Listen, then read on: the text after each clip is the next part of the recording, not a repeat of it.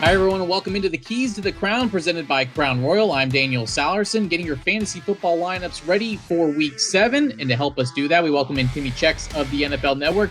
Kimmi, glad to have you back on. How are you? I'm so excited. I was just telling you before we got started, I was actually born outside of New Orleans, so I'm a North Shore girl at heart. So even though I love all 32 teams, wink, wink, this is always a really fun conversation to be able to talk some Saints football and some fantasy football.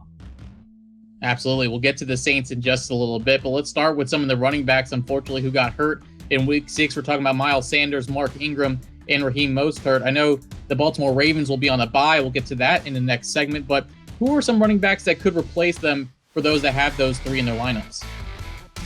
Right, so unfortunately this season we've seen injuries all across the board, and the running back position is one that we have seen more than any other player, which is tough for fantasy football because that's arguably the most important player on your squad. Now, when you look at these injuries from Week 6, a lot of people would look to go find the handcuff of that player. Instead, go look at some other teams. Some two guys that I like at the running back position who have really good matchups this week are J.D. McKissic, the running back for the Washington football team, and then on the Bengals side of the ball, look at Giovanni Bernard. So don't go rushing to go get the handcuff. Instead, look at the players who are available on the waiver wire and the teams they play for so you can understand how much they're going to run the ball.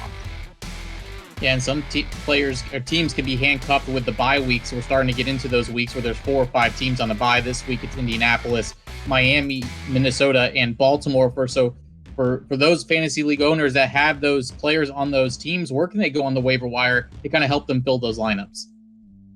All right, so I'm going to throw out a few names out there. So if you're watching, get a pen and paper ready or head to the waiver right now because it's going to be a race to get these guys on the squad, especially because of those teams being on a bye week this week. But there are 3 players on the Eagles that I think you should target. First is Dallas Goddard because of the news of Zach Ertz being injured and potentially out for the next few weeks. So at tight end position, go look to see if you can get Dallas Goddard. Another one will be Travis Fulghum. He's kind of made a name for himself these last few weeks as a wide receiver for the Eagles, even though their receiving core is coming back to health and some guys could be returning as early as Week 7. Travis Fulghum is still a guy to target. And then earlier we were talking about injuries. Miles Sanders went out and it looks like he's going to be missing a few weeks. The handcuff player in this scenario that you should actually target because of the game script, that is going to be Boston Scott at the running back position. Some other names that are a little bit deeper on my list are Tim Patrick. He's a wide receiver for the Denver Broncos.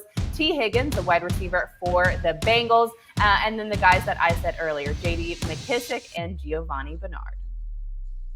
Some solid names on that list. T. Higgins is having a big role with that Cincinnati Bengals wide receiver core. Let's talk about the Saints and the Panthers, a big divisional matchup inside the Mercedes-Benz Superdome on Sunday afternoon. When you look at the status of Michael Thomas, not sure yet about whether he will play or not. Let's say that he does play. In this scenario with him coming off an injury, I'm assuming you start him no matter what, Kimmi, or is there a little bit of a risk when playing him coming back from an injury? Okay. No, there is absolutely no risk ever involved in starting and playing Michael Thomas. If you have Michael Thomas on your fantasy squad, I'm sure you are jumping with joy to get him back into your lineup, and that is exactly what you should do ahead of this Saints game. Even though he's missed some time with an injury, Michael Thomas was the #1 fantasy wide receiver in the 2019 season. And if you look at the 2 games in 2019 where he played the Carolina Panthers, he averaged just under 17 fantasy points per game. Michael Thomas is easily one of the safest players in all of football and easily one of the safest players in fantasy football. So be really excited to get him back into your starting lineup.